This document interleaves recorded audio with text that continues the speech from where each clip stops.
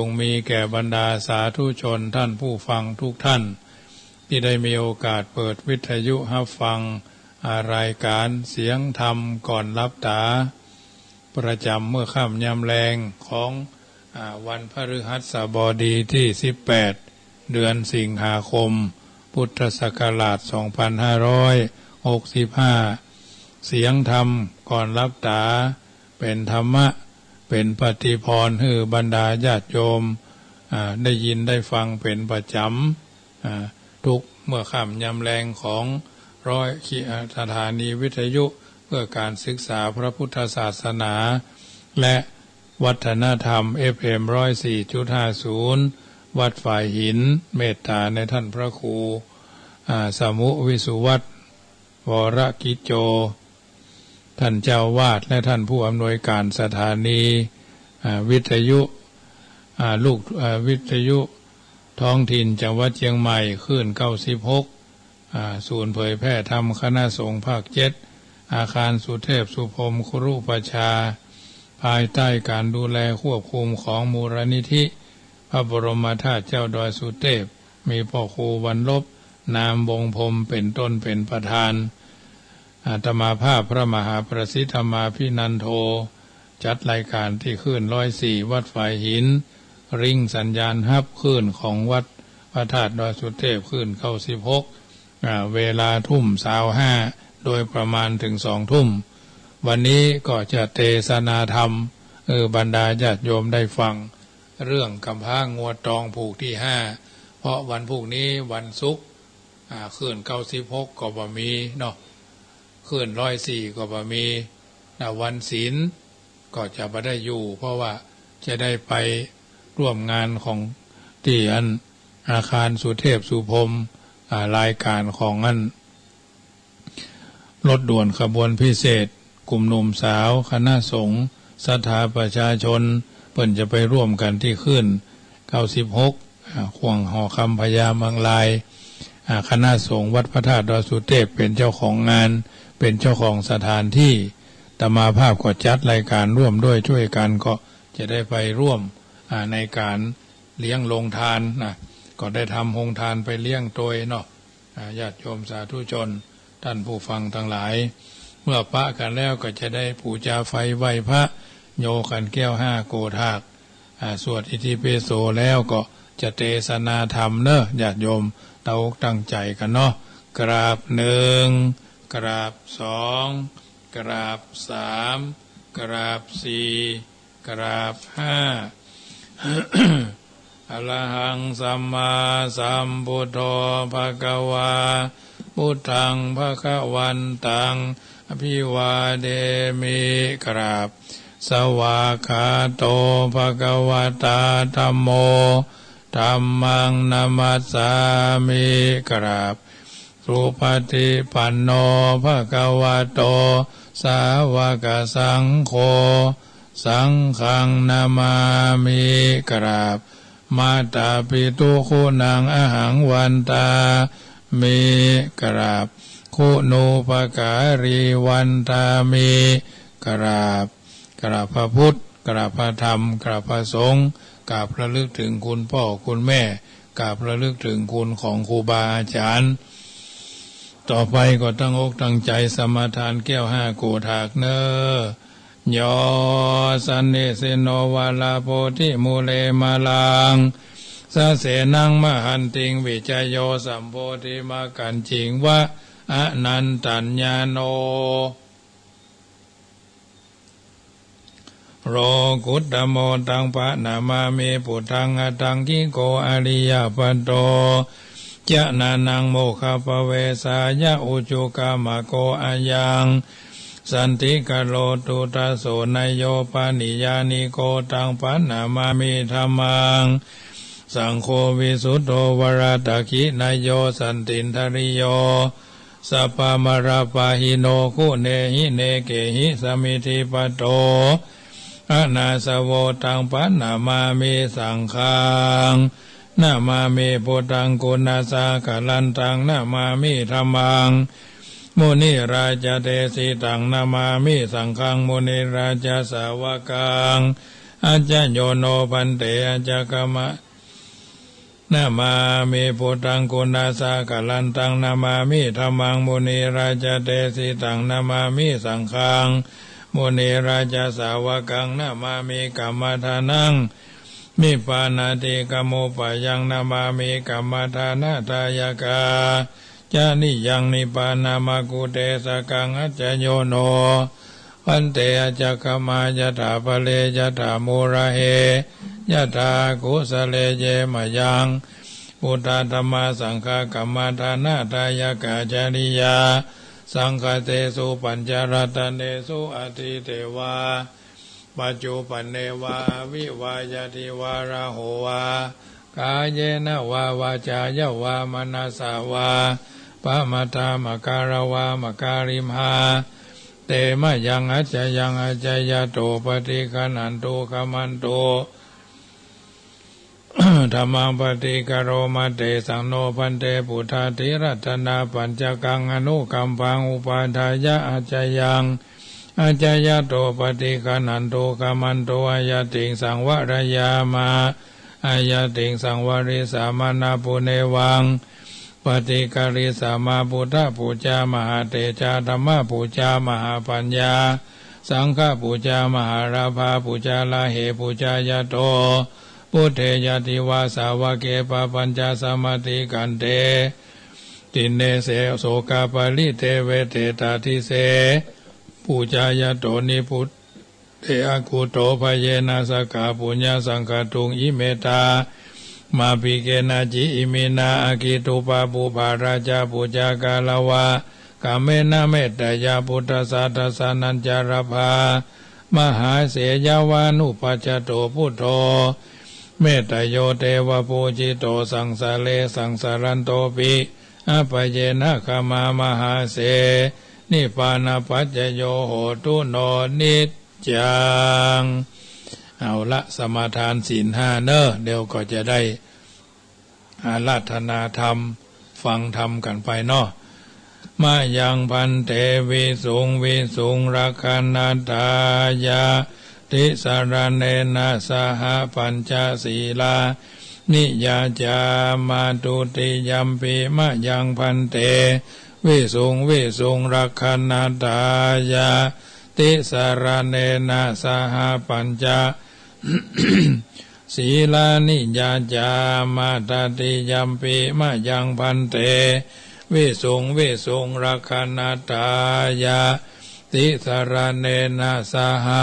ปัญจศีลานิยาจามาสมาทานศีลห้าเนอะว่าพร้อมกันเนอะนะโมตัสสะภะคะวะโตอะระหะโตสัมมาสัมพุทธัสสะนะโมตัสสะภะคะวะโตอะระหะโตสัมมาสัมพุทธัสสะนะโมตัสสะภะคะวะโตอะระหะโตสัมมาสัมพุทธัสสะพุทธังสรณังคัจฉามิธัมมังสรณังคัจฉามิสังฆังสรณังคัจฉามิทุติยัมปิพุทธังสรณังคัจฉามิทุติยัมปิธัมมังสรณังคัจฉามิทุติยัมปิสังฆังสรณังคัจฉามิตาติยัมปิพุทธังสรณังคัจฉามิตาติยัมปิธัมมังสรณังคัจฉามิตาติยัมปิสังฆังสรณังคัจฉามิสรณะกะมะนังปานาติปาตาเวระมณีสิกขาปะทังสมาธิยามิอะตินนาตานาเวระมณีสิกขาปะทังสมาธิยามิกาเมสุมิจฉาอตินกาเมสุมิจฉาจาราเวระมณีสิกขาปะทังสมาธิยามิมุสาวาตาเวระมณีสิกขาปะทังสมาธิยามิสุราเมระยะมัจจะปมาตตานาเวระมณีสิกขาปะทังสมาธิยามิอิมานิปัญจสิกขาปทานิสมาธิยามิอิมานิปัญจสิกขาปทานิสมาธิยามิอิมานิปัญจสิกขาป ปะตานิสมาธิยามิสวดอิติปิโสเนออิติปิโสภะคะวะอะระหังสัมมาสัมพุทโธวิจาจารณะสัมปันโนสุขโตโรกวิทูอนุตตโลปุริสะธรรมสาลาธิสัทธาเทวะมนุสสานังพุทโธภควติสวากขาโตภควตาธัมโมสันทิติโกอาคาลิโกเอหิปัสสิโกโอปนะยิโกปัจจตังเวทิตาโพวินโยหิติสุปฏิปันโนภควโตสาวกสังโฆอุจุปฏิปันโนภควโตสาวกสังโฆยายาปฏิปันโนภควโตสาวกสังโฆสามิจิปฏิปันโนภควโตสาวกสังโฆยะทิทังยัตตาลิปุริสาโยคานิอัตถะปุริสาปุคลาเอสะภควโตสาวกสังโฆอาหุนายโยปะหุนายโยตะคินายโยอัญชลีกะระนิโยอนุตตรังปุญญเกตังโลกัสสติสัพพะสีวิชาจาตินังทิปมันตาคตังวิยะยันนาเสติวิสังโฆลังเสสัญจาปิปริสยังอนาเขตัมหิสัพพะสัพพตาสัพพปานินังสัพพโสปินิวาเรติภาริตันตัมพนามะเฮวิลูปะเกหิเมเมตังเอราปะเทหิเมจัปปยาพุทเตหิเมเมตังกันนาโคตามะเกหิจาปาตาเกหิเมเมตังทิปาตาเกหิเมจตุปะเทหิเมเมตังปาหุปะเทหิเมมามังอาปาตาโกหิงสิมามังหิสิทิปาตาโกมามังจตุปะโตหิงสิมามังหิสิปาหุปะโตสัพเพสัตตาสัพเพปานาสัพเพพุทธาจะเกวราสัพเพพัทธารานิปัสสันตุมากินจิปะปะมาฆะมาอัปปะมาโนพุทโธอัปปะมาโนธัมโมอัปปะมาโนสังโฆปะมานะวันตานิสิริงสัพพานิอาหิวิจิกาสัตตปฏิอุณนานาภิสารภูมุสิกากัตตาเมลาคากัตตาเมปะลิตาปฏิกามันตุภูตานิโสหังนะโมภะคะวะโตนะโมสัตตานังสัมมาสัมพุทธานังคันธปาลิตัง นิพพานังเยนะคารังลัมมังเยนะคารังไสยโยบันดิโตสังตังโนมะกังอุทิสิตุงธัมมมุตตมังปะจังอาราธนังกโรมาแสงเทียน2,000 ปีที่พ่อจุดใกล้จะดับสิ้นสุดลงแล้วนะหากสู่เจ้ายังโง่เขลาเบาปัญญาอีกไม่ช้าเทียนคงดับทับคำพีแสงเทียน2,000 ปีที่พ่อจุดจากไม่ดับสิ้นสุดลงดอกนะหากสู่เจ้ารักษาศีลและเจริญภาวนาทั่วโลกาเทียนจะอยู่คู่คำพีแสงเทียน2,000 ปีคำพีเปิดตื่นกันเถิดนำพระธรรมคำสั่งสอนพระพุทธองค์ตรัสสั่งไว้อย่างแน่นอนละนิวรณ์ภาวนาว่าสุขเอ่ยศรัทธาสาธุชนท่านผู้ฟังทั้งหลายรำดับต่อจากนี้ไปจักมีการแสดงพระธรรมเทศนาแบบทำนองธรรมวัดปืนบ้านล้านนาเรื่องกำพร้างัวตองผูกที่5จากรายการเสียงธรรมก่อนรับตาอัตมาภาพพระมหาประสิทธธรรมาภินันโทวัดจังกำตำบลมะกอกอำเภอป่าซังจังหวัดลำพูนเบอร์โทรศัพท์0615476539 0615476539จะได้เทศนาธรรมตั้งอกตั้งใจฟังกันนะบัดนี้ผูกที่5เนอะกำพร้างัวตอง นะโมตัสสะภะคะวะโตอะระหะโตสัมมาสัมพุทธัสสะอะทาลาจัสสะโกปะโลอะจิตวามานัสสะหิลิโหติติสัทธโวดูลาโสตุจนาสะปุริสะตั้งหลายจุใหญ่น้อยใจยิงเปิดวิทยุ FM 104.50 ขึ้นแห่งการศึกษาพระพุทธศาสนาและวัฒนธรรมวัดไฟหินแก้วกวางทัดนั่นมาวิทยุคืน96ท้องถิ่นจังหวัดเชียงใหม่โดยการควบคุมดูแลมูลนิธิวัดพระบรมธาตุเจ้าดอยสุเทพนี่นาลำดับนี้อัตมาภาพพระมหาประสิทธมาภินันโตจากเทศนาธรรมเทศนาเรื่องกำพร้างัวตองผูกที่หาศรัทธาอย่างเจือใจฝ่ายเอื้อต่างบุญเพื่อยุหนุนนำภาคคือพ้นจากทรงสารจึงคือตานเข้าน้ำวัตถุพัมปัจจัยมีสินใส58บ่ขาดบ่ประมาทภาวนาปากันมานั่งพร้อมหน้าอยู่บ้านจองห่อเฮือนที่อยู่ที่อาศัยยอมือนบน้อมฟังจุงดาจำติดต่ออย่าฮือขาดคอบทบาทใดลำดับไปนาบัดนี้แด่เธอกาละนั่นใส่กันงัวเต้าไทยไปนี้การงัวหนอมุนีน้อยหน้าเต้าหาวหาดผีพายยินละอายเผือดนาอายไผ่ฟ้าประจาก็พิจารณาจันทีว่างัวกูนี้ลายตัวป้อยการงัวเด็กน้อยเชื่อจ่าถอยกาลีสันใดดีนั่นใส่งูเต้ากูเต้าไทยห่อใจถึงงัวการไปนั้นเราแต่ตัวเจ้ายังบอกการบอกสถานเก่งคามลงจำภาพสู่ฮือใดหูเป็นตายจักเอาเด็กใจอ่อนน้อยฮือกาก้าก้อยเป็นพีเต้ากาลีถอยจ้าปองจักขาหนอพุทธาใจปาลากดเลี้ยวบิดเบี่ยงเบลของอบ่หูปออิ่มกายมักโลภลายบังอำมักกะตำใบบอดบ่ฮือก็บ่คืดฮอดเวจีตันหามีหลายหลากกลัวจักภาคเสียของเสียเงินเสียทองบาดไตฮือพาติไว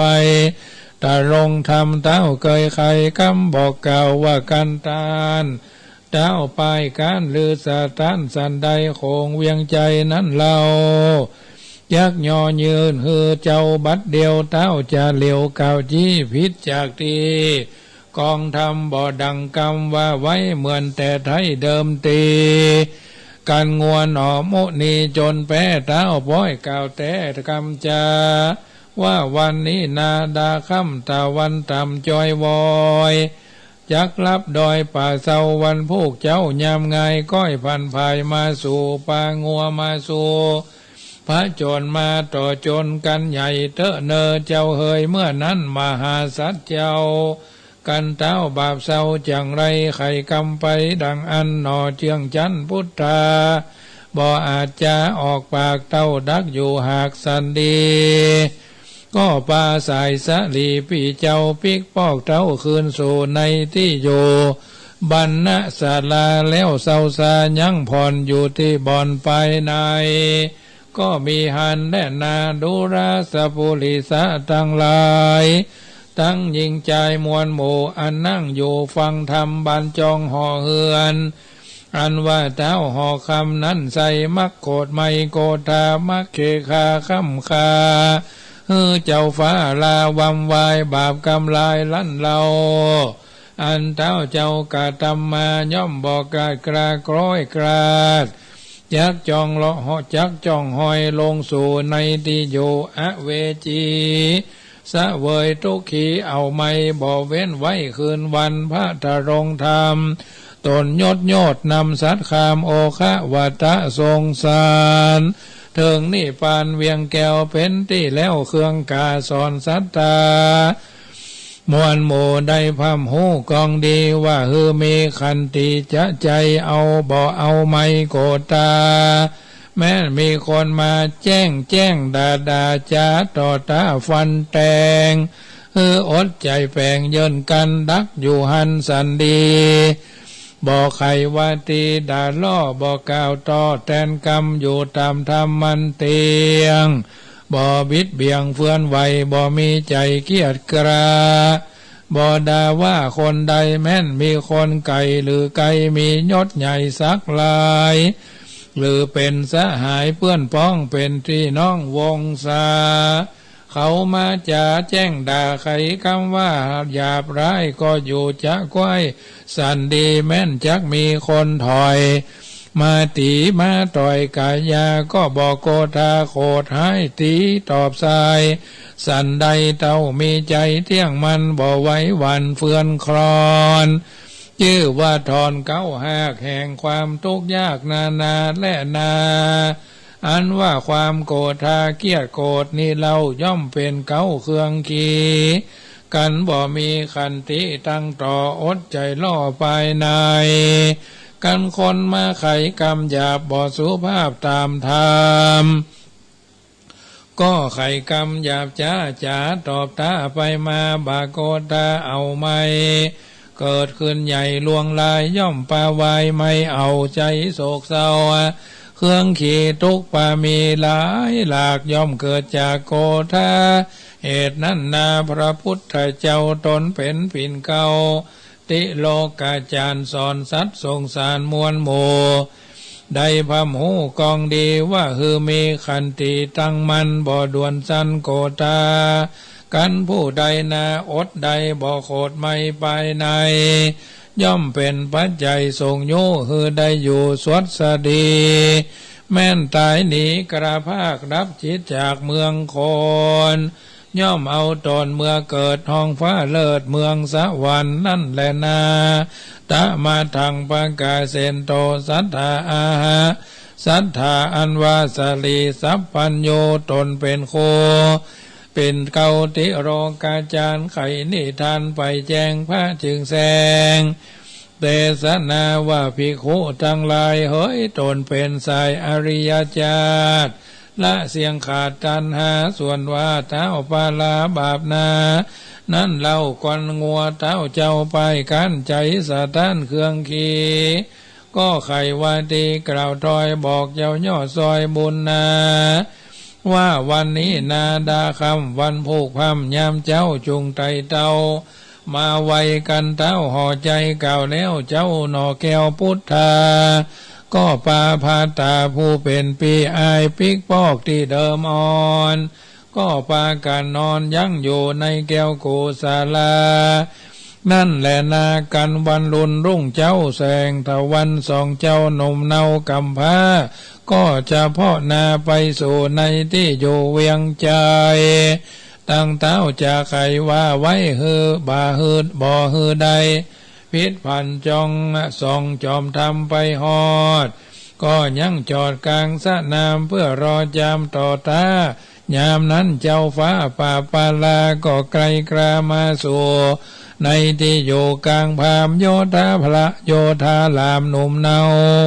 แวดล้อมเจ้าใหญ่เต้าห่อใจตนเนาหาดนั่งแทนอาสนาก็บอกเสนาบ่เจ้าว่าปล่อยงัวกาเจิงโจรมีตัวตนสูงใหญ่กันเต้าไทยไข่ฟันเขาก็ปาการมวลโมปล่อยงัวมาสู่กลางสนามงัวหลายลามบ่อไรจัดนับได้ว่า3,000 ตัวกันหันงัวหล่อลาก็คือปูกำผ้าเขาตองต่างก็ปองเข้าภาพล้อมขนาบจุไปอยู่เรียงรายแวดไว้รอเข้าใส่พร้อมกันเสียงดังสนั่นมีกอง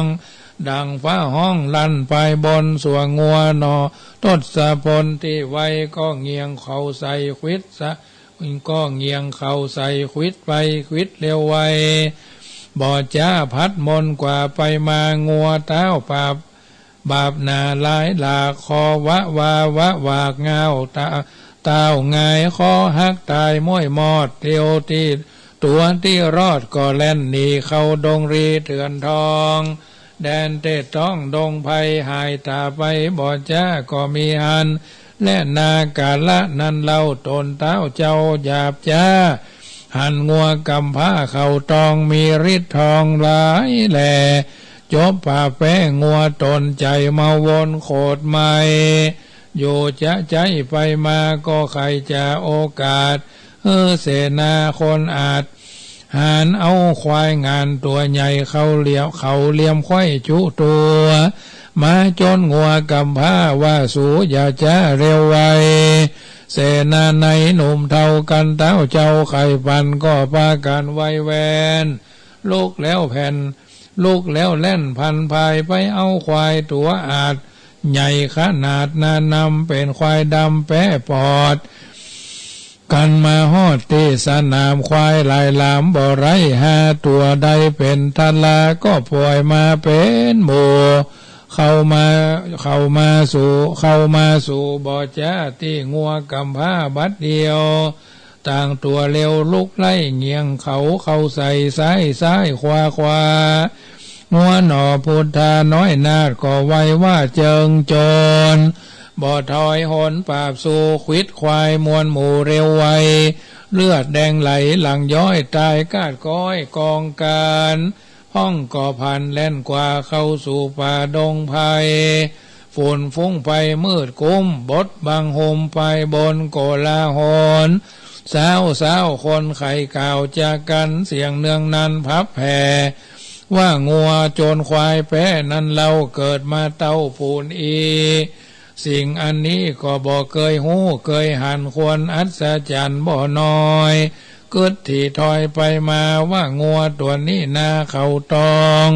บนสนองหือใดฤทธิ์ที่ใหญ่เหลือหลายจึงแปะควายหลายหลาก500 ตัวหากเป็นทัดลาคนนาหนุ่มเทาอันอยู่เฝ้าเล็งหันไข่จากกันเศร้าดังควายดาวบุรีก็มีหันและนาเมื่อนั้นตนตันเต้าป่าปาลากันโกตาโคดไม่บ่อหอนใดจักไม้ก็เอาควายมาผาบไม้กำราบจักขายังงัวกำผ้าเขาตองดังใจปองนั่นเล่าควายพระเจ้าสำคัญก็ได้สาตานวำวายได้ถึงตายโมกองอยู่สนามเป็นกองก่อคนหลายลามหนุ่มเทามีอามาตย์9เป็นประธานปากันเอาจีนควายงานบิดแบ่งไปด้วยแห่งเวียงใจได้กินไปทั่วหน้าส่วนเต้าบาปกาปาลากันมาหิงสามวลหมู่ได้โมวำวายซ้ำโกธาหลายกว่าเก่าใจไม่เอาปานไฟเสนาในน้อยใหญ่ได้หูควายสัญญาปล่อยจ้างมามวลหมู่เข้ามาสู่กลางสนามเสนาลายละมุมเทากันเต้าเจ้าไข่ปันก็พากันไว้วาดปล่อยจ้างอาจ7 ตัวมันบ่หูกลัวและยานบ่สะท้านอันใดเป็นจ้างใจตัวใหญ่สูงแต่ใจสามัญดูเจียงคานบ่เศร้าตังจ้างเต้าเจ้าบุรีงวงมีสว่างย่อมเป็นจ้างตกมันต่างก็ปากันร้องแรนอกรีบแล่นมาหาที่งัวหนอพุทธาบ่จ้างัวกำผ้าตัวอาจก็ควิดขวาดเร็วปานจ้างตกมันวากขาหักลากจุตัวตกใจกลัวร้องแสนฟ้า6 แล่นเนืองนานแล้วก็ปากันบ่จ้าเข้าสู่ป่าหายดีตวนเต้าเจ้าห่อใจยดยาวกันจ้างเต้าตั้งจ้างเต้าแล่นนี้ซ้ำเครื่องขี่เอาไม่เป็นดังไฟไตโลนจ่างานโงนก่าวถอยว่าดูลาไอเด็กถอยจังไรมึงจุงไว้คืนสู่ยังที่โยศาลาวันพูกมาเมื่อเจ้าจุงไตเต้ามาปันท่านั้นกันใหม่เอาเวียงใจกูไปกันเต้าห่อใจก่าวแล้วเจ้าหนอแก้ว ทศพลก็ปาปีตนอาจกราคืองัวกำผ้าเขาตองรีบเร็วปองคืนสู่ในแก้วกูบันหน้าศาลาริมอาณาปถูเวียงก็มีหันแหลนาตะมาทางประกาเซนโตดานว่าสัพพัญโยยอดซอยหันบทบาทถอยพระบาลีบทหลังมีไปแจงพระจึงแสงเตสนาว่ามะละนังโกนัสสะอนุสาเสติดังนี้เป็นต้นภิกขุทั้งหลายเฮยตนเป็นสายอริยญาติตุกข้ามเจ้าภาวนาส่วนงัวหนอพุทธากำพาหากหูไปนาและโหนลังว่ามะละนังม้อยมอดจักมาฮอดถึงตนจักเววนบอกแก้ววันผูกเจ้าแล้วยามควายจึงจะหมายบอกเราซึ่งน้องเจ้าใส่ใจว่าดูแลเจ้าจอมใจเฮ้ยอ่อนน้อยจงฟังถอยขี่ยาพี่จักจะบอกจี้ว่าวันผูกนี้นาตัวพี่เจ้าบ่พ้นที่เมืองมอนย้อนกำเดิมอ่อนแต่ไทยมาเลยไล่ตัวตันฮือพี่นับขันมวยม้างย้อนเจ้าจ้างบุรีจักบนผีขี้ไรอันมีชื่อไว้บอกเล่าว่าผีเล่ามูลเมืองมีพิษเลืองหลายแหล่จักมาผ่าแพ้พี่กูปีบ่อาจลี่ตั้งใดดูใส่ใจน้องเนาพี่นี่เล่าจักสอนปันฮือใจว่าจูงใจวันจำชื่อจะได้ฮือหายนี้ เป็นของดีเลิศแล้วปากาศแก้วพยานอดได้กล่าวกาตาว่าอาเสวนาจะปาลานังดังนี้เป็นต้นว่าบอดีไปคบค้ากับคนหยาบจ้าปาลาอันจักปาเมื่อสู่ในที่อยู่อบายคือคนยิงใจถอยไล่หันแต่ใดและกินเป็นอาจินบอกขาดมักโอกาสไขกรรมจักจุงนำเก่าจีพิษที่กองดียามเฮามีก็อยู่ไกลยามเฮายากไรก็หายตาคนนี้นาถอยจ้าไผบ่ท่าใจไม้เอาเป็นสายหายเปื้อนป้องจักปาตุกตองตัวมาแถมประการเนื่องนาน้องเนาฮือหูเก้ากองทำอย่ามัวดำกระหยาบกะทำบาปนากันไปลุนมาเมื่อซ้อยบุญจ้องหอยตัวตันได้เป็นเท้าหอจันยศอาจนั่งภาษาหอใจจุงมีใจแผ่กว้างดังตาตั้งวังทานกำโบราณแต่ไทยไขบอกไว้เมินมาเช่นสองขาพ่อแม่ถึงเท่าแก่เอาลงว่าการนอนสูงคือนอนความการนอนต่ำคือนอนไงเป็นกำหมายลับลีเฮาจักจี้จะไขว่าคนผู้ใดนั้นเราการบุญเก่าปามาได้เป็นเจ้าพญามหาเศรษฐมหากษัตริย์ยศอาจนั่งผาศาสตร์สะเวยเมืองเป็นเสนาเรืองหนุ่มเทาหรืออามาตย์เก้าโยธาเป็นวะนิจาพ่อก้าแม่ขายนั่งอยู่ทาดาขายมีหญิงใจช่วยใจบ่หล่นบ่ฮ้อนไม่เครื่องขี่เป็นเศรษฐีมูลมังเข้าของหลังทมนาคนพิจารณาสอดหูถึงเผ่าผู้คนในอันอาศัยห่มเก้าว่าเขานั่นเล่าเครื่องเข็นทุกป่าเป็นจ้องหอยได้ต่ำก้อยมองผ่านหรือสุกเจยบานจูพูคำเจ้าอยู่สวดสดีบ่เครื่องขี่มนเศร้าโอ้เป็นเก้าโปสไลควรแล่ไปจันพอแจงต่อตาจนกันทาลนร้อนไม่เจ็บป่วยใครปามาหรือตกขาดหรือตกผ่านกันอย่าเข้าของภาคหายนี้หรือกรรมเขามีแต่ก่อนมาไล่ตอนต่อตำตันดากรรมมาถูกมีโทษผูกลายแสงควรสะแวงช่วยกำหรือล่วงล้ำเครื่องขีได้หนีพ้นจากต่างทุกยากมองผ่านการเข้าใจบันชื่นจ้อยบ่อต่ำก้อยอันใดควรมีหอระไทย โจมจืนปีติตื่นตัวตามเป็นกองงามมากเต่าตัวเก่าตัวเก่าได้สวดสดีและนาปาการหนึ่งเราเป็นเต้าเจ้าบุรียศศักมีอันใหญ่ลือพับไข่เด่นแดนอย่าดูแควนไพ่น้อยอันต่ำก้อยเครื่องขีตนได้เป็นดีนั้นเล่าบ่โศกเศร้าการใดควรข้านิ่งในที่จันว่าเขาหมู่นั้นทุกข์ยากก็ย้อนวิบากแต่ไทยอันเขาสร้างไว้ปางลางมาตันยังจาดนี้จึงทุกขีลำลุกทุกขีจึงทุกล้ำขีถึงทุกล้ำตีอนาถาส่วนตนเฮารานี้เราทุกข้ามเจ้าสวดสดีก็ย้อนบุญมีสร้างไว้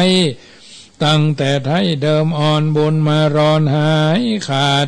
กันมาจะเกิดมาจาดปางนี้จึงได้ขี้เจยบานสุขสำราญจืนจ้อยดังไฟหอยใจหมายควรคงควายก่อสร้างแต่ตาตั้งต่างดีหรือบุญมีมากเต่ายิ่งกว่าเก่าทมนาโบราณจากกล่าวชี้ว่ากองอันนี้นำจูงกันว่านอนสูงคือนอนความจุงเกิดความขะนิ่งในบทท่านไปนั้นใส่ว่าการนอนต่ำไตคือนอนง่ายโบราณหมายบอกเราคือหู้เก้าขี่ยาว่าเป็นประชาไพราชเป็นอมาตย์แก่เมืองเป็นเสนาเรืองใหญ่น้อยจงเกิดถอยยาวไปว่าเต้าห่อใจนั้นเล่าปกห่มเก่าเบืองบนป้าฮือตนสุกย้อนบ่ตุกฮ้อนเครื่องขีการใดมีนั้นใส่ขามหับใจอาสาบ่ฮือเครื่องกาต่ำก้อยตันจืนจ้อยเจยบานแถมประการหนึ่งเล่าคนหนุ่มเท่ายิงใจอันทุกหลายเอาไม่ยุงกึดไข่ตนมีว่าเขาเป็นคนดีมั่งเต้าบ่โศกเศร้าการใดย้อนว่าในจาดก่อนเขาบ่ย่อนตังบุญฮือตันหนุนเขาน้ำมีศีลพัมภาวนาได้เกิดมาจากนี้บุญก่อนกี้จูช่วยได้เป็นสะควยเศรษฐีจุงสวัสดีคำเจ้าเหตุนั้นเราราบ่ควรลาสาพระมาตละเว้นขาดต่างบุญจักหนุนเตือมกำฮือล่วงล้ำเครื่องขีได้สวัสดีคำเจ้าบ่โศกเศร้าเครื่องกาพิจารณาดังนี้ปาดเก่าจี้ไข่กรรมว่าเป็นกองทำเลิศแล้วปากาแก้วใบมานได้เจยบานชื่นจ้อยดังไฟหอยใจไม้กันว่าวายกระพากดับจิตจากเมืองคนยอมเอาตนเมื่อเกิดในห้องฟ้าเลิศกาเสมสีสุขสวัสดีใจจ้างัวกำผ้าเข่าตองบอกยังกองเลิศแล้วซึ่งน้องแก้วสายตามีนาหลายอย่างมีต่างหลายอันก็มีวันนั้นแหละนานิติตังขีญาสังวันนาวิเศษจะห้องเหตุโกนะโลหะกำผ้างัวเข่าตองผูกทวนหาก็บังกรมสมเลศเสด็จเสียเต้าอีก่อนแลศรัทธาญาติโยมสาธุชนคนดีทั้งหลายได้ฟังพระธรรมเทศนาจากรายการเสียงธรรมก่อนรับตาคลื่น104วัดฝ่ายหิน104.50วิทยุเพื่อการศึกษาพระพุทธศาสนาและวัฒนธรรมวัดฝ่ายหินแห่งนั้นและวิทยุท้องถิ่นจังหวัดเชียงใหม่ขึ้น96อาคารสุเทพสุพรมครุประชาโดยการดูแลเอาใจใส่ควบคุมรายการโดยมูลนิธิวัดบรมธาตุเจ้าดอยสุเทพมามีพ่อครูวันลบนามวงพรมเป็นต้นเป็นประธานถวายเวลาเฮืดธรรมาภาพเก้ากับผมพระมหาประสิทธมาภินันโทดำเนินรายการเสียงธรรมก่อนรับตาทุกวันจันทร์วันการวันพุธวันพัดในแต่ละสัปดาห์คืน96ส่วนวันเสาร์วันอาทิตย์วันจันทร์วันการวันพุธวันพัดอันนี้คืน104ฟังกันไปพิจารณากันไปวันนี้เป็นวันรองวันโกนเนาะวันพรุ่งนี้รายการคืน104ก็ไม่มี คลื่น96ก็ไม่มีก็เลยย่นเอาพระธรรมเทศนามาเทศนาวันนี้เพราะพวกนี้ช่วงเจ้าก็ประชุมที่วัดพระพุทธบาทตากผ้าคณะสงฆ์อำเภอป่าซางเพนแล้วก็มาประชุมที่วัดพระธาตุละปูหอประชุมมหาจุฬาลงกรณราชวิทยาลัยทรงละปูนที่วัดที่สันต้นทงเมืองละปูนเพราะเป็นการประชุมของคณะสงฆ์ภายใต้การดูแลปกครองโดยพระเดชพระคุณท่านเจ้าคุณพระเทพรัตนนายกมีมติมีระเบียบมีกติกาคือคณะสงฆ์ประชุมกันเนืองนิดอยู่ในหลักแห่งสารานิยธรรมเข้าไปตั้งกายประกอบด้วยเมตตาเข้าไปตั้งวาจาประกอบด้วยเมตตามีจิตใจคิดถึงกันและกันด้วยเมตตามีสาธารณโภคีแบ่งปันลาภที่ได้มาทิฏฐุชุกรรมมีความเห็นตรงกันที่สำคัญศีลสามัญญาตาเพราะฉะนั้นญาติโยมสาธุชนวันพรุ่งนี้ก็มาได้ฟังกันเนอะวันที่1921นี่ขึ้น96ไม่ได้เจอกันเนาะส่วนขึ้น104ในวันที่20นี่ก็มาได้ปะกันเพราะจะมาที่หอคำพญามังลายมาร่วมกิจกรรมรถด่วนขบวนพิเศษแล้วก็แจ้งข่าวเนอะมีโอกาสก็ไปกินตาลร่วมกิจกรรมรถด่วนขบวนพิเศษที่หอคำพญามังลายเนอะวัดจังกำก็จะนำน้ำไปร่วม1,000 ขวดเนาะร่วม1,000 ขวดได้ครับเมตตาจากญาติโยมในทิศทั้ง4หมายมีคณะของคุณย่อมแม่บุญยงตลาดป่าเหียว35 แพ็คโยมวันเนาะแถม10 แพ็คแม่อัมพาแถม10 แพ็คเนาะก็รวม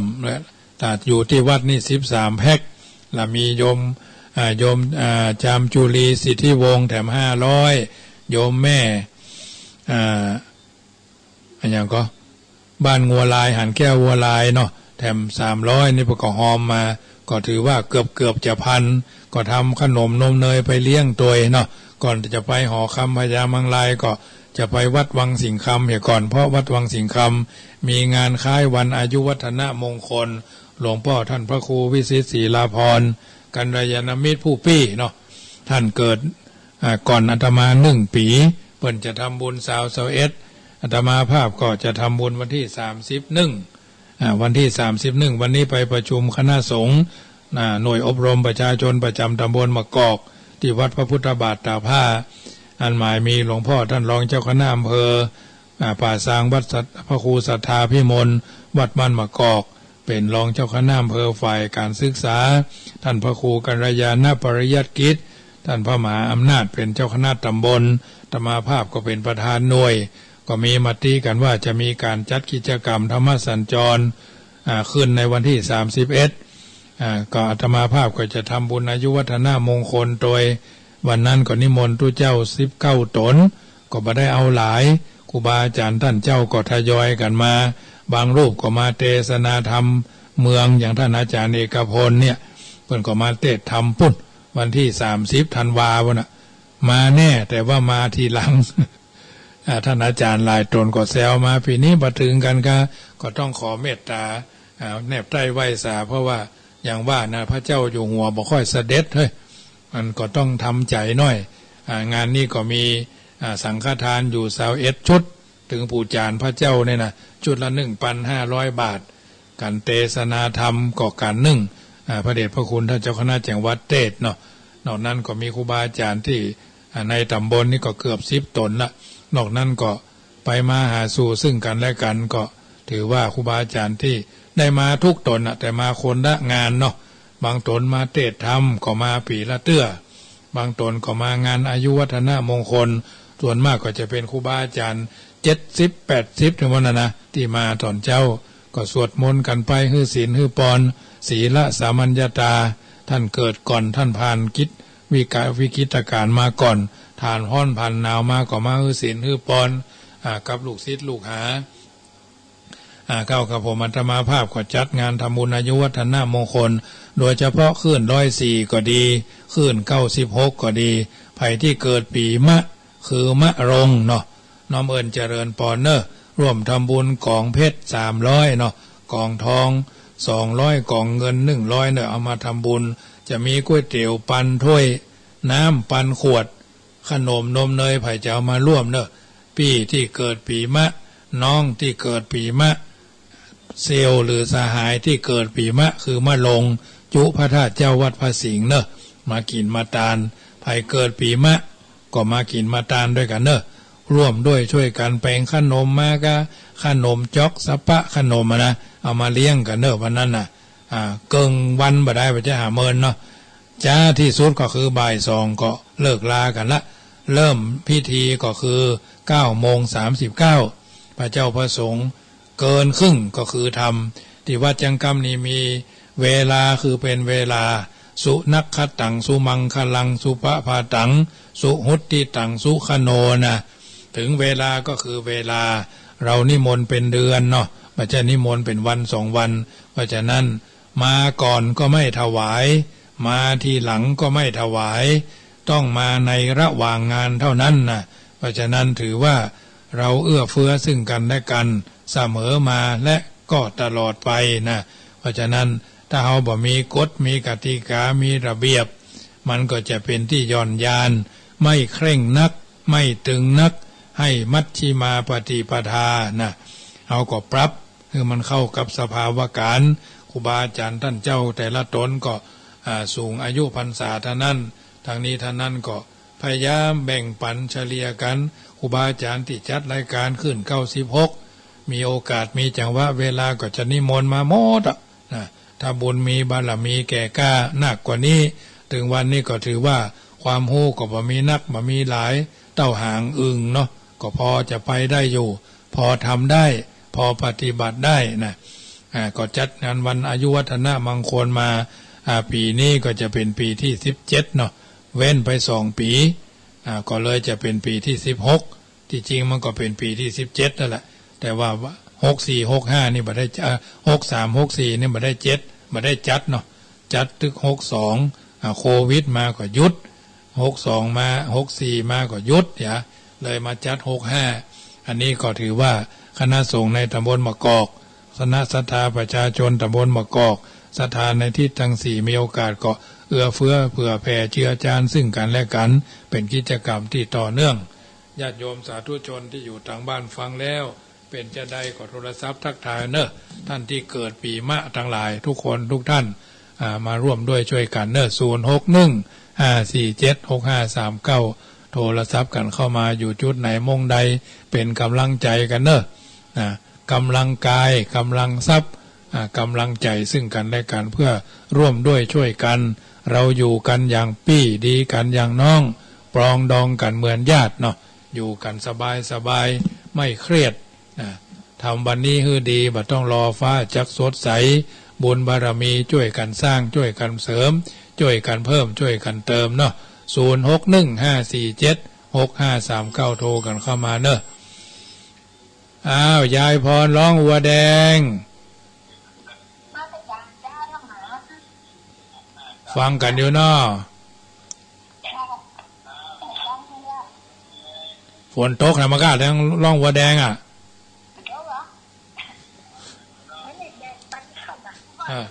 เหมือนกัน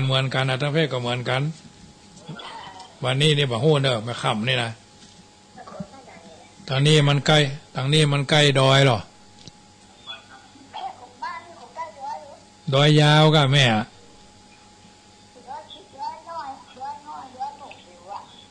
นึกว่าดอยยาวนึกว่าดอยยาว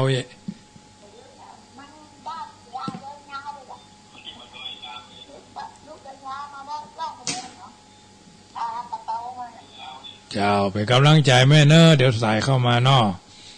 เจ้าหมดเจริญพรยายพรร้องวัวแดงสายที่1เนาะ061-547-6539 061-547-6539แม่บ้านช่างคำน้อยเจริญพรโยมแม่บ้านแม่ช่างคำน้อยเนาะฟังอยู่เนาะ ทางวัดเอาทำอย่างมาเทศทางวัดพุ่นเอาทำอย่างมาเทศ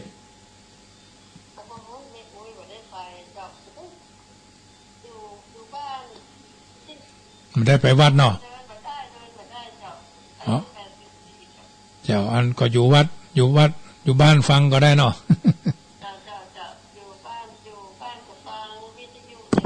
เจ้าไปกำลังใจเนาะยายเนอเจ้าเจริญพรโยมแม่จันทราสิทธิปัญญาฟังกันเข้าใจดีเนาะนะสะดายหัวจีนควายถ้าจะลายจีนจ้างก็มีเนี่ยถึงควายถึงงัวเนี่ยถ้ามันจนกับเราเนี่ยอย่าไปมาแปลงจีนแห้งไงก็หรอก็นั่นเนาะเดี๋ยวใต้มันถ้าจะแม่นเนาะพญาขี้โกงได้มายอมก้านเนี่ยยังว่านะกับงัวก้านควายก้านจ้างก้านโคนบักก้านนี่ได้นั่นเนาะเจ้าโมทนาแม่จันทาเนอเจริญพรอันนี้แม่อุ้ยจันทาสิทธิปัญญาแม่ห้อยเงินเนาะ061-547-6539โทรกันเข้ามาเนอะอยู่จุดไหนโมงใดคนละเล็กคนละน้อยคนละนิดคนละหน่อยมาได้โทรก็บ่เป็นอย่างเนาะวันพรุ่งนี้ไม่ได้เจอกันเนอะเจอกันก็วันพวกเสาร์2วันญาติโยมเสาร์2วันพรุ่งนี้คณะสงฆ์ละปูนเนอะที่ฟังรายการนี้ก็ภาคเจ้าอำเภอไผ่อำเภอมันภาคแรงก็ถือว่าภาคบ่ายก็หอประชุมมหาวิทยาลัยสงฆ์เนอะทางนี้ท่านนั้นก็ถือว่าเป็นกิจกรรมที่ต่อเนื่องเนาะเอาละสมสมัยได้เวลาเดี๋ยวมันจะเลยเวลาตัวอื่นไปเนาะสัพพีติโยวิวัชชันตุสัพพโรโควินัสตุพุทโธบังซ้ายธัมโมบังขวาสังโฆบังกายาอะระหังบังเกสาอะระหังพุทโธนะโมพุทธายะอายุวันโนสุขังปะลังขอเจริญพร